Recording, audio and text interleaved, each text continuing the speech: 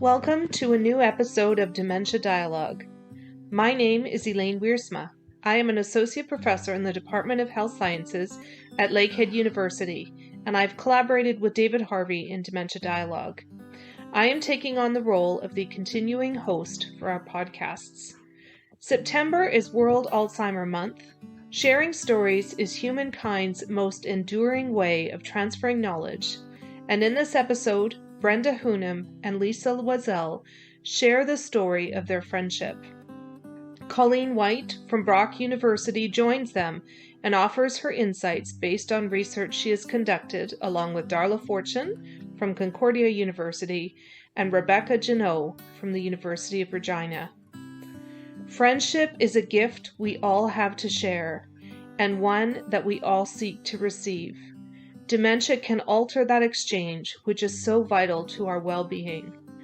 While cognitive or behavioral changes in the person living with dementia may change ways of communicating, and unfamiliarity and stigma can make the other person withdraw, understanding and adaptation can help to sustain relationships.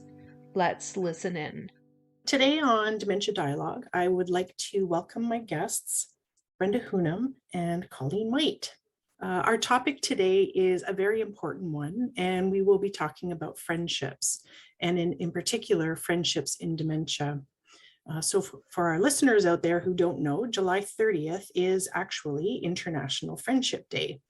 And it's a day in some countries that celebrate friendships, which is an amazing thing.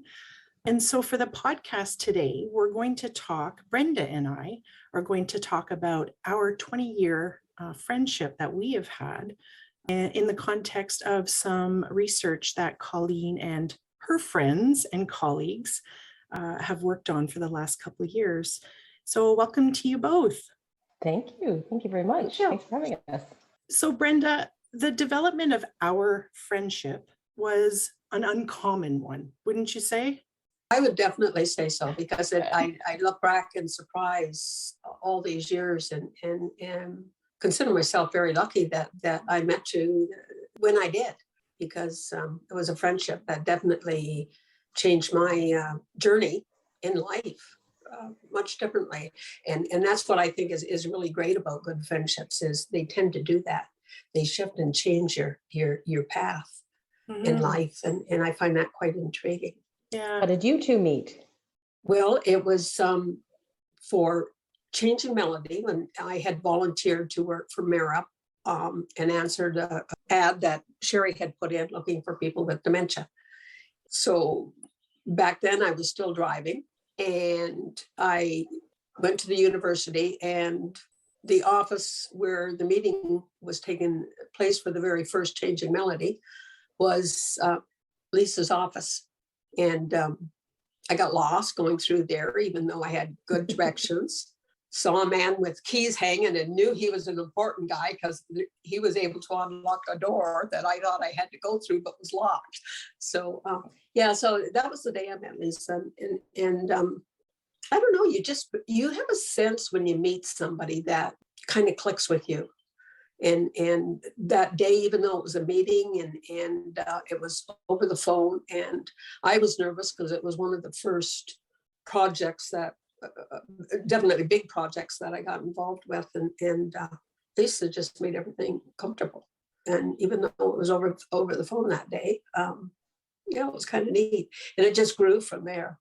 Yeah, which because it went from a working relationship into a real true friendship. Because when I consider what's important to me about friendship, it's that mutual support. And Brenda, you've been such a role model in my own life.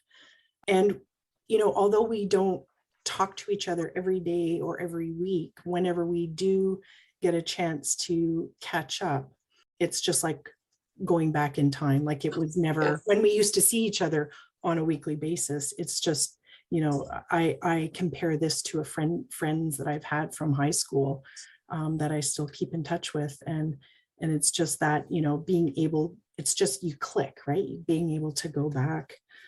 So can you talk about your friendship experience as from the time that you were diagnosed? Like, what has that been like for you? That's actually one of the areas I found a little bit difficult. Once you receive the diagnosis of dementia, you find that people start drifting away, and you're never sure why that is happening. As the years passed, I realized it was a lot of because they didn't know what to say or how, and they were afraid of hurting somebody's feelings. And so they would just kind of drift away. They didn't know what to do or say. And then some that, to be quite honest with you, there were certain friends that drifted away, and I was just as happy that they did, because that was a time when you actually find out who your true friends are. Mm-hmm. And so it was like starting over with a clean slate. I still have friends that I've known since we were teenagers together, and that's kind of scary. They know secrets. Yeah. But what has amazed me more is the number of new friends that I did make. That came to a big surprise to me, especially in the beginning when people were kind of just disappearing. That came as a big surprise to me that it didn't stop just because I got a diagnosis one day. It didn't stop my interaction that I had with people. And I realized that I met a lot of great people, and some of whom have been longtime friends or longtime acquaintances. So it's definitely been a topic that I've done a lot of reflection on. But Colleen, I must say that this is something that I haven't come across a lot of information on. I only have my own experience on. So you have no idea how excited I was to be working on something where you've done research on this. And I mean, there could have been stuff out there, but I sure didn't come across it. And I was pretty active in what was going on in the dementia world. So it was pretty exciting to come across that when Lisa, and of course, because it was Lisa asking, I didn't hesitate to say yes anyway. And you and I have worked, Colleen, on a couple projects that go way back as well. Mm-hmm. And it was actually nice working on this when you actually knew the people, one. And put a face to a name. Yeah. And the fact that I was so excited to hear that somebody had actually done something on this, because it's a very, very important part of how well you do in your journey. Mm-hmm. Mm-hmm. So Colleen, did you find with your research that Brenda's experience with friends falling away, that was a common experience amongst the participants you talked to? Mm-hmm. So I would say, Brenda, you could have easily been a participant in our study. Everything that you've just shared resonated with a lot of people that we spoke to. To backtrack a bit, the whole reason we did the study is because, so I did the research with two colleagues of mine. Darla Fortune works at Concordia in Montreal, and Rebecca Janot works at the University of Regina. And we each teach a course on leisure and aging. And when we get to the topic of social well-being and dementia, we have to say, well, the literature says that when someone is diagnosed with dementia, friends drift away. So, the language that you just used is exactly what the research says. And I think the reason we did the study was, it came about so simply that we were just thinking, we're tired of saying that. Can we find friends who are figuring it out? Can we get them to share what works for them, what insights they can share for others, and just generally, what are their stories? So it really was that simple. Can we put another side to this research? Can we add another dimension to friendships and dementia? And the other piece you mentioned about being okay with some people drifting away, some of our participants said, that diagnosis really made us thoughtful and reflective on who were our friends and who were acquaintances. And I'd never thought of those terms before. And they really said, that friend is someone that I can call and say anything. And that acquaintance is somebody who won't pick up the phone. And it really was this kind of reckoning for a lot of them to say, in a couple of cases, I didn't realize how many acquaintances I had, and not a lot of those deep friendships. So, that was something that I think the three of us really, it hit home, the difference between a friend and an acquaintance. So what were some of the ways then that the friends that you were speaking with, what were some of the ways that they were able to continue having their friendships or being friends after a diagnosis?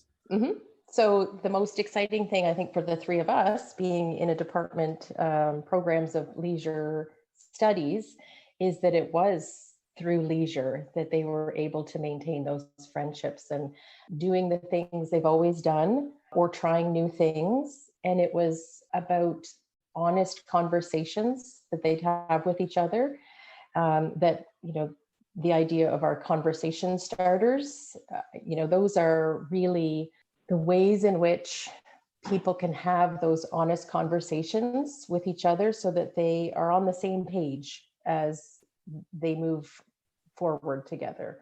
We interviewed a few people in retirement and long-term care, and someone said, I purposefully visit when there's an activity going on that I know we both really love. So whether it's music or a meal, there might be, some cake or a strawberry social or something like that. And the friend would have the monthly calendar and would purposefully choose to visit during that time, because that was something that they always enjoyed together. And that reciprocity piece that you spoke about before was really big in our research. So someone said, I'm not volunteering. This isn't a volunteer relationship that I have. I still get a lot of joy and satisfaction for myself to maintain this friendship. Darla interviewed a woman and her friends. They travel around the province to visit once a month, and they color for the weekend and they have tea. And the friend said, it's about being in the same room with her. It's about the social aspect of things and just being in her presence. Simply being in her presence fills me with such joy that, we will do this for as long as we possibly can. So the one thing, Brenda, I would say, because you and I would travel quite a bit. Yes. And so we were in the car together, traveling from different places to meetings, sometimes to events. And I don't know about you, but for me, I felt that we had some really deep conversations. And I think we got to know each other so well. That is because I still feel that way, that I could say anything to you and, say stuff to you that I wouldn't say to other people, because I know we have that depth of conversation. Yeah, that's true, Lisa. I feel the same way. I find out, even with families, dementia aside, that can be a really great way to have an enjoyable time. And I can remember those conversations well. Some of them were a tad emotional, and maybe we didn't get into too much depth because you were the driver. But it does spar a lot of time to reflect after the drive as well. And you think back on it, you're really thinking and appreciating what was being said. I think you definitely have to have a trust level in the person to be able to do that. So that is a very close friendship when you do that. When you were using the word earlier, Colleen, about acquaintances, there's different degrees of that acquaintance, where some you'll talk a certain amount to, some is very, very superficial, and others is a little more in depth. But a good friend is the one you go the extra mile with, and you talk about the hard topics that people don't want to talk about. And that's the emotional things that happen in your life. So if you're having a really rough time and you hesitate to even tell your care partner because you don't want that upset them, and cause them more concern than they already have. So I would talk to Lisa about things I didn't even tell or talk to my kids about. I always kept them informed on what I was doing, but it was bare minimal. And I didn't go into really any depths of conversation with them that would cause a stir in emotions, because I was always afraid, even though I knew my children and I know them very, very well, I was always concerned about cutting off the hand that feeds you, so to speak. So you don't want to upset those ones that are caring for you each and every day and have gone out of their way and changed their life. And I was single, so I had to rely on children, which I think makes it even more difficult than if it was, if I had still been married or with a partner. I think that makes a big change. And that's where these close friends really meant a lot to me, because they were all ones. I don't think there was never anything that I couldn't tell Lisa or ask Lisa, or even question when I started to second guess myself in my conversation. And I would say, does that sound right, after I'd say it? Because I'd say it and then I'm kind of like listening to my own voice, and I wasn't sure that it was sounding right or that I was coming across right. I always worried about in my conversation, and I still do to this day, about saying something that I didn't clarify clear enough, and the person thinks the opposite of what I'm trying to be. And that's one of the things that I found about Lisa too, is I had so much trust in her. I could ask her, and if it didn't, she could say, well, or she'd come back with another question to clarify it just automatically. Yeah. Where a lot of people won't do that. And we always had that where, and in fact, I had mentioned earlier about the changing melodies, and I was so frustrated at my volunteer work at the time that I worked with Sherry on every single one of those changing melodies. And I have the deepest regards and respect for Sherry. And I am so glad because she's another person that changed my path because of the guides. But not everybody on the committees back then were as good at listening as Sherry was. And I can remember one day getting off after a meeting, and it was, I had said something about care partners, and I figured I had valid input as I was care partner for my dad and spent a good time with my grandmother, both who had dementia. So I felt I was qualified to speak there too. And they came right out on the meeting and said, no, you don't know what you're talking about. And I thought, well, that's it, I'm done. And if it wasn't for my good friend Lisa that day, I wouldn't have continued. I wouldn't have. And she sat and talked to me on the phone for a long time. And by the end of that call, I listened to what she had said, and I changed my mind. And I wasn't a person to change my mind too often. So that's another thing, that just so many things with a good friend, that you got to have that trust level. That's key. We found that so many times. Our research, we interviewed people who'd known each other for a long time. And I can remember the fun part about this study, we sat in people's kitchens, we sat in their living rooms. They'd known each other for 50 years. So the two of them, it was just a privilege, to sit and watch them, not just what they said, but how they said it to each other. And I think for me, the big takeaway was the trust, because if you've got the trust, then everything else, all of our other findings, it's like dominoes, right? So if I trust in the friendship, they would say they'd be out in a social gathering, and she would just have to give her friend a look, and the friend would know that she was in a bit of trouble and just needed to remember somebody's name or just some detail. And it was just a look. And you don't get that when you've just known someone or a few weeks, or you're an acquaintance. This is, you're connected to somebody in a very deep way. And in fact, this friend, speaking of medical appointments, Brenda, this friend, when she was diagnosed, her friend said, I'm coming to medical appointments and I will talk to your children about the medical appointments, but I'm the one that's going with you because I know you as a person so well. And I've been there beside you, for 50 years. So the children were completely fine with it. So there's another, really neat dynamic for the children to say, you bet you are part of our family in a really important way. And we trust you to share key information about our mom. But yeah, the two of them would go to medical appointments together.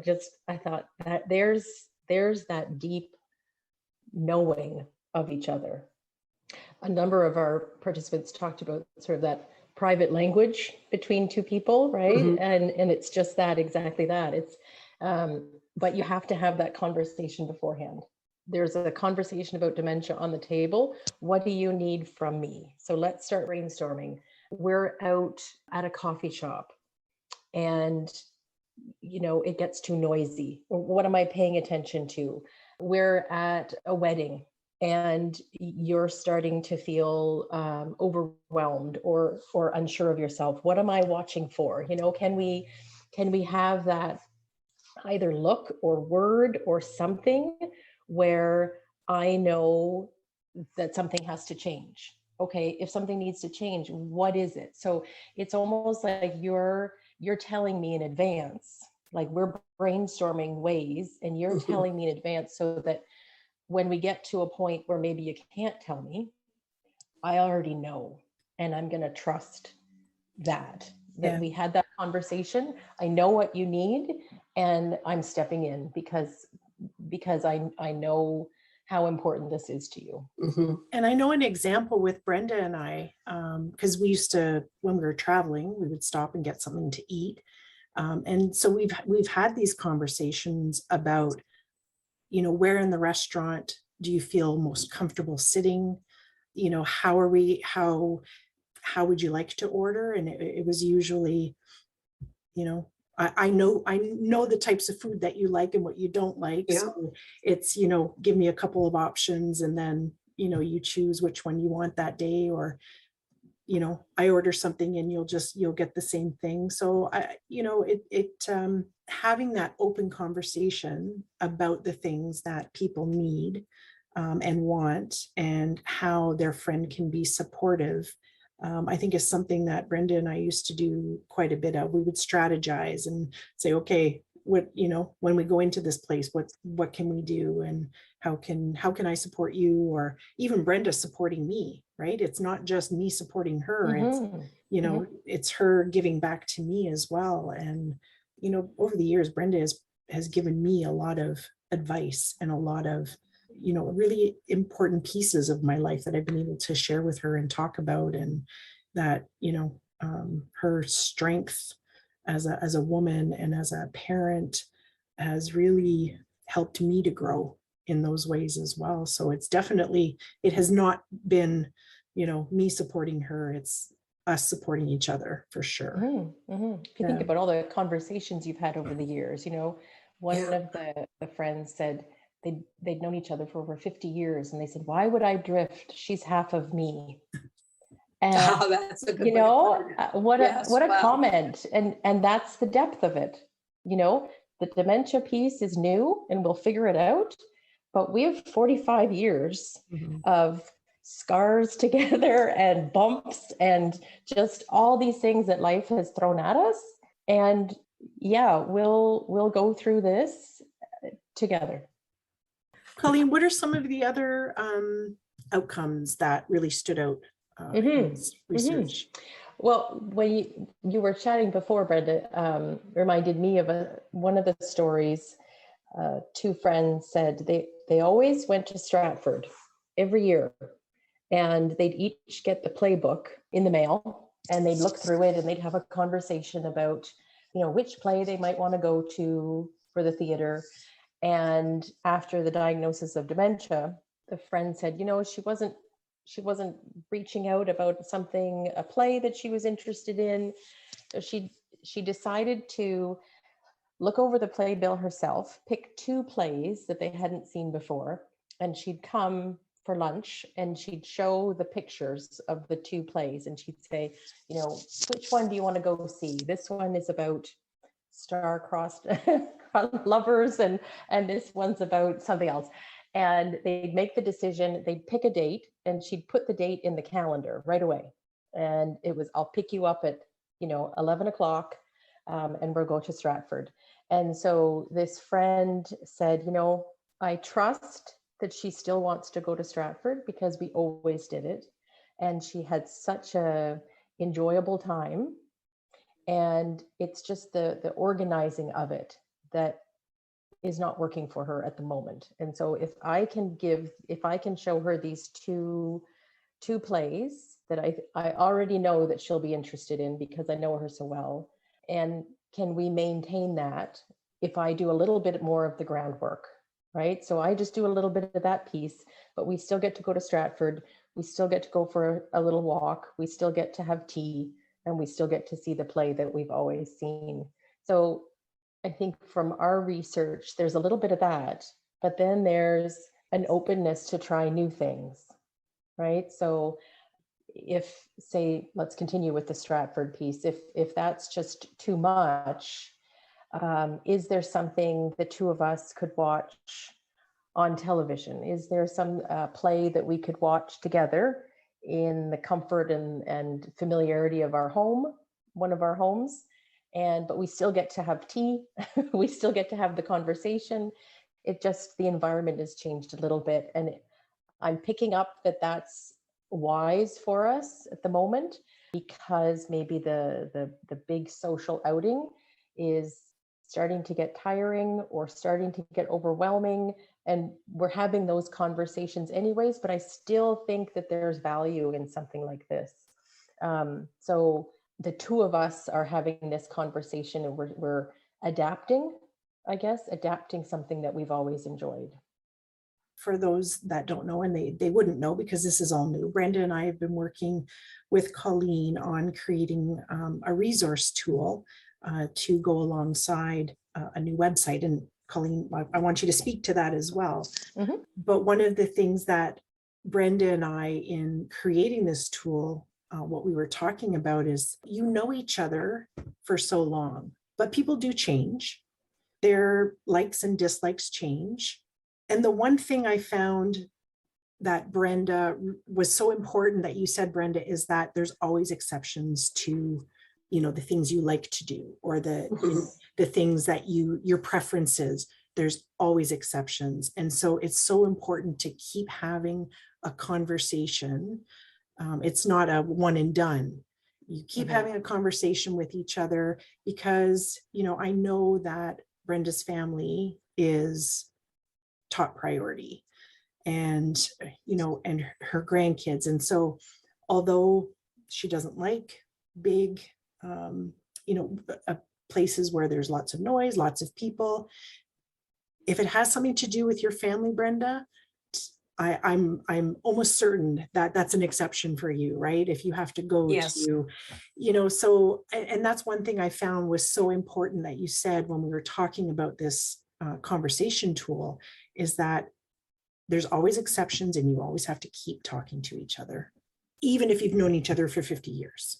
To add to that, when there is those kind of events that are coming up, and two of the big ones I can think of that happen to all families is weddings and funerals. And they were important family functions, especially funerals. You have one last chance to pay your respects to that person's family. So obviously that was always one, but I had to find a way that I could still do that and not be totally overwhelmed, and then be centered out at a time when I wanted to definitely just be in the background and do what I was there for, and have the, you know, the chance to speak to and address that, you know, if that person ever wants to give me a call. And a lot of people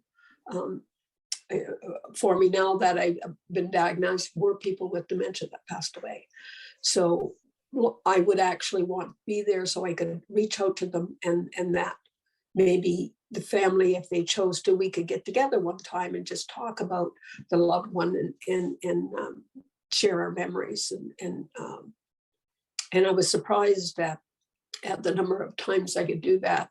And I was really exhausted afterwards, but I was never sorry that I went and did it. And there was a couple that I missed and was physically not able to go that day because of other health issues. And it bothered me greatly that I couldn't get to. So those were two examples of key things that would come up, and how can I do them? So we would have that conversation with whoever was taking me, and usually my son was unbelievably gracious in seeing that I got to any funeral. Even that example, Lisa, you couched it as Brenda's value system, right? So I know that large events might be something that's overwhelming to Brenda, but the value underneath that was family. So I knew we were going to have to figure out a way for her to go, for her to do that. So, just there's a perfect example of the two of you knowing each other so well that okay, this is going to be hard, but she will want to do this. We're very excited. We have a website where we're storing all of our resources. The website is dementiaandfriendship.ca. On the website, we'll have a short overview of our study. We also converted our academic manuscripts. We converted our transcripts to 3 vignettes, short 2-minute videos about each of the themes of our research. So gifts and meaning of friendship, role of leisure, and then strategies on maintaining a friendship. So we have these short vignettes that are free of charge. Everything on the website's free of charge.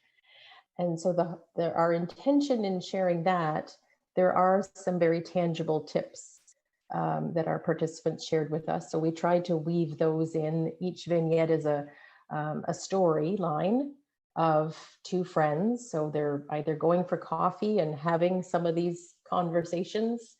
They're at an event. They're all stories from our research. And then along with each of the vignettes, we have the conversation starters. And that's a document that the 2 of you have been creating for us.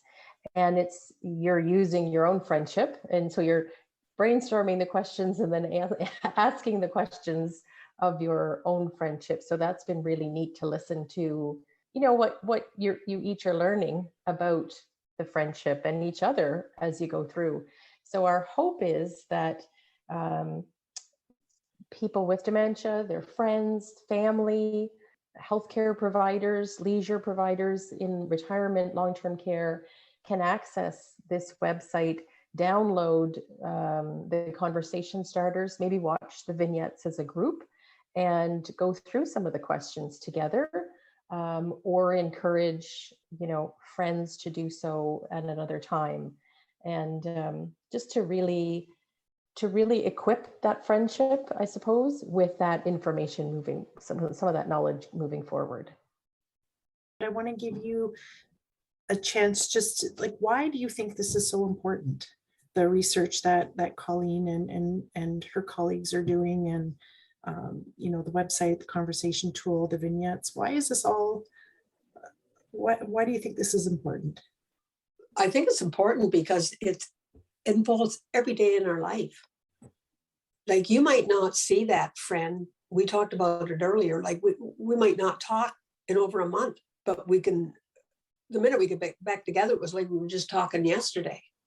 And to know you still have that throughout your whole journey, you're going to have that person or persons, I think is huge. I can't say, I did say earlier how excited I was that I heard this was being done, because I don't think I laid eyes on anything on this particular topic. And there's been a lot of stuff done. And this was exciting to hear, because I know for myself and for so many of my friends who have dementia, that this is a godsend to each and every one of us, that if we can get times like that with a person, and it's helping that person understand what's happening in our heads, when it's not always easy to do that.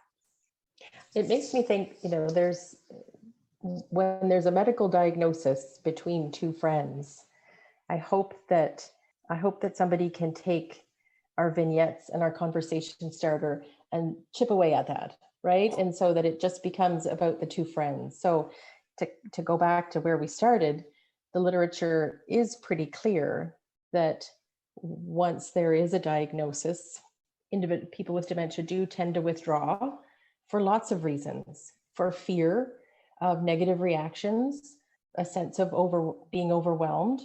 Friends also withdraw because they don't necessarily know what to say.